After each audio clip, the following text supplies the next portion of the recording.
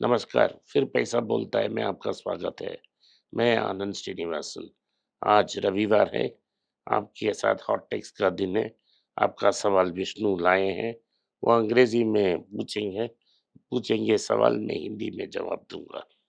Sir, what do you think will be the impact on Tata Motors when BYD and VinFast comes into India? मैं VinFast के बाद उतना care नहीं करता। Oh, VinFast तो चलेगा भी नहीं चलेगा हमें पता नहीं।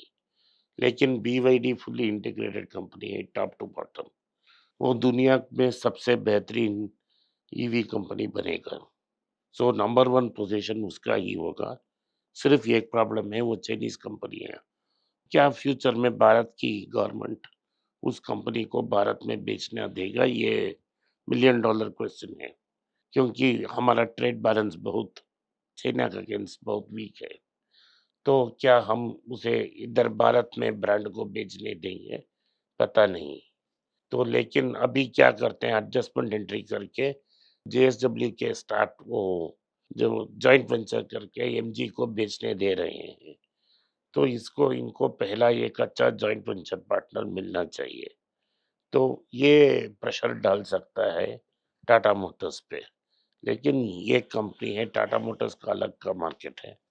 70 साल का कंपनी है, डेफिनिटली कुछ ना कुछ करेगा। okay. लेकिन विनफास्ट या महिंद्रा से मुझे कोई चैलेंज नहीं लगता टाटास को। TVS Motors is entering into Indonesian market with its two-wheeler electric scooter iQube. So, is it expanding globally? मैं ग्लोबल की बात नहीं जानता हूँ, Mm, लेकिन टीवीएस मोटर्स और बजाज अपना टू व्हीलर्स और थ्री व्हीलर्स एक्सपोर्ट कर रहे हैं। mm, वो साउथ ईस्ट एशिया उनके लिए बड़ा मार्केट है, क्योंकि वहाँ टू व्हीलर्स बहुत फेमस है। सो अफ्रीका और साउथ ईस्ट एशिया में टीवीएस मोटर्स का अच्छा पकड़ा भारी है।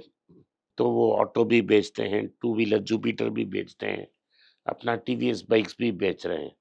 उस मार्केट में वो अपना इलेक्ट्रिक स्कूटर लॉन्च कर रहे हैं, ताकि कंपटीशन को ब्लॉक करने के लिए। बजाज भी ज़रूर चेतक को ग्लोबली लॉन्च करेगा, ये दोनों अच्छा करेंगे।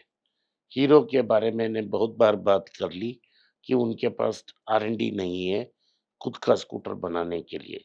लेकिन उन्होंने येतर में बड़ा इन्वेस्टमेंट किया है और यस नाम से शुरू हो रहा है एक कंपनी में, एक थ्री व्हीलर ऑटो में भी इन्वेस्टमेंट किया है। mm-hmm. लगता है मुझे उन वही काम आएगा और उसके लिए फाइनेंस और डिस्ट्रीब्यूशन हीरो मोटर करेगा। और ये भी हो सकता है हीरो की इलेक्ट्रिक व्हीकल को इंसॉल्वेंसी में है, जब इंसॉल्वेंसी रेज़ोल्यूशन के लिए बेचती है, शायद हीरो मोटर्स को खरीद कर हीरो इलेक्ट्रिक स्कूटर भी रेडीमेड लॉन्च करें। Mm-hmm. लेकिन ये सिर्फ़ डिस्ट्रीब्यूशन है, उनके पास टेक्नोलॉजी नहीं है। बजाज ने केटीएम बाइक्स खरीद ली और टीवीएस ने नॉर्टन बाइक्स खरीद ली। उनके पास टेक्नोलॉजी है सुपर बाइक्स के लिए। टीवीएस बीएमडब्ल्यू की बाइक्स को मैन्युफैक्चर करता है। तो ये दोनों में बहुत चैलेंज है, ये दोनों काबिल हैं और दोनों अच्छा करेंगे। इंडोनेशिया में उनका फर्स्ट मूवर एडवांटेज ज़रूर है। Okay.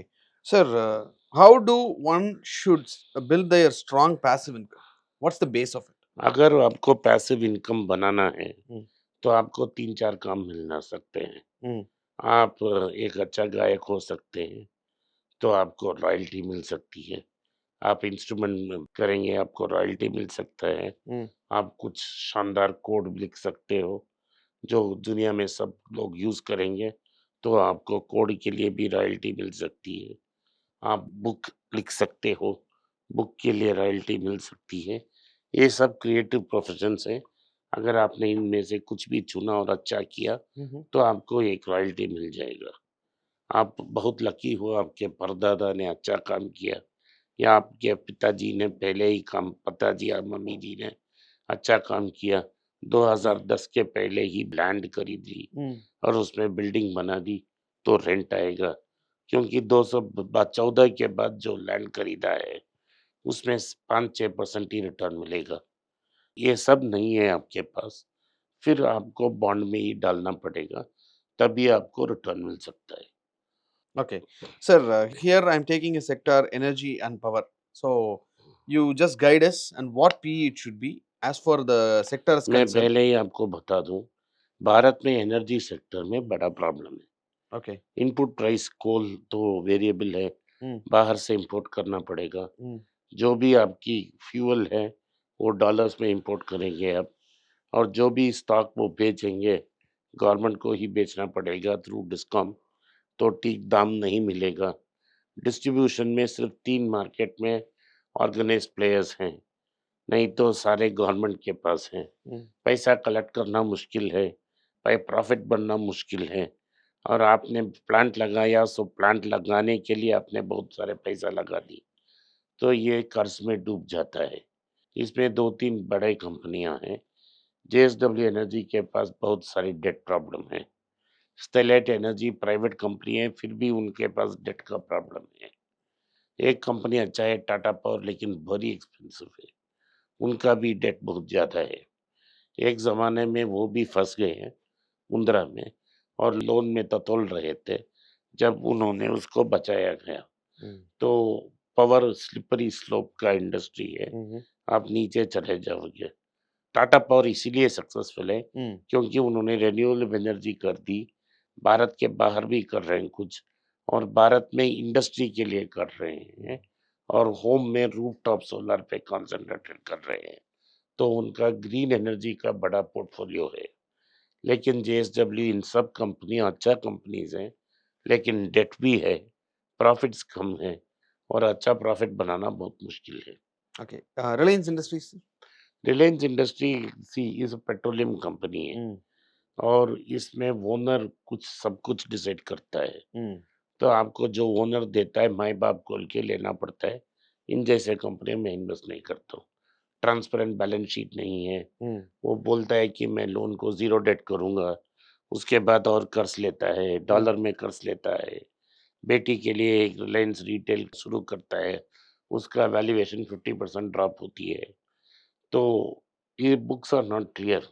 वी डोंट नो कौन मुकेश बाद के बाद कौन कंपनी को कैसा चलेगा, क्योंकि वो प्रोफेशनल कंपनी नहीं है, और बहुत बड़ा रिस्क ये है मुझे रिलायंस में।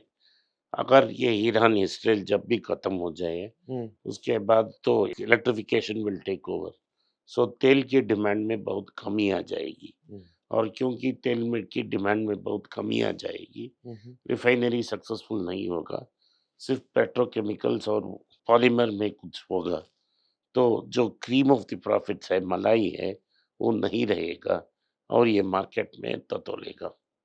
And JSW energies? जेएसडब्ल्यू की एनर्जी का यही प्रॉब्लम है हुँ, कि वो उनको डिस्कॉम में बेचना पड़ता है, और उनका बहुत बड़ा डेट है। Okay. And power grid corporation of India? ये गवर्नमेंट कंपनी है, मैं गवर्नमेंट कंपनी को देखता नहीं हूँ। Adani green energy? मैं अदानी को तो छूता भी नहीं हूँ। अदानी पावर? नहीं। ओके। And NHPC sir? ये दैट्स ऑल्सो? गवर्नमेंट कंपनी है, मैं नहीं लेता हूँ। Sir, stating it as a government company, is that a valid reason? बहुत वैलिड रीज़न है, क्योंकि जो मिनिस्टर साहब चलाते हैं कंपनी को, वो अपनी इलेक्शन के बारे में सोचते हैं। Hmm. तो मैक्सिमम प्रॉफिट्स को स्पेंड करेंगे, ये नए कॉन्ट्रैक्ट्स लगाएँगे, कुछ भी करेंगे। सो पब्लिक सेक्टर कंपनी में स्टेक होल्डर शेयर होल्डर को स्टेक होल्डर नहीं मानते हैं, और शेयर होल्डर को प्रेफ़रेंस नहीं दिया जाता है। प्राइवेट कंपनीज़ में अगर शेयर की दाम निकल जाती है, और ये लाला कंपनी नहीं है, तो सीईओ का नौकरी चला जाएगा। Okay, sir, done. आप इंडसइंड बैंक का एग्ज़ाम्पल देखिए Hmm. कि 2 महीने में चेयरमैन और सीईओ को फायर कर दिया, सीएफओ को फायर कर दिया, और एक आदमी ने खुद रिज़ाइन किया। Hmm. पब्लिक सेक्टर बैंक में अनेक स्टोरीज़ हैं, जैसे 7 करोड़ के लिए उन्होंने बुक खरीदी, Hmm. किस पर एक्शन दिया? कोई एक्शन-विक्शन नहीं लेता है, तो ये बेकार फिज़ूल की बात है। Okay, sir. Thanks for your time. आज के लिए इतना ही, आपने इस पॉडकास्ट को सुना, इसके लिए मैं आपका आभारी हूँ। हो सके तो वीडियो को लाइक कीजिए, चैनल को सब्सक्राइब कीजिए, और बेल नोटिफ़िकेशन दबाएँ। हो सके इस वीडियो को अपने दोस्त और रिश्तेदार के पास भेजें, और उनको देखने की आग्रह करें। नमस्कार, धन्यवाद, जय हिंद।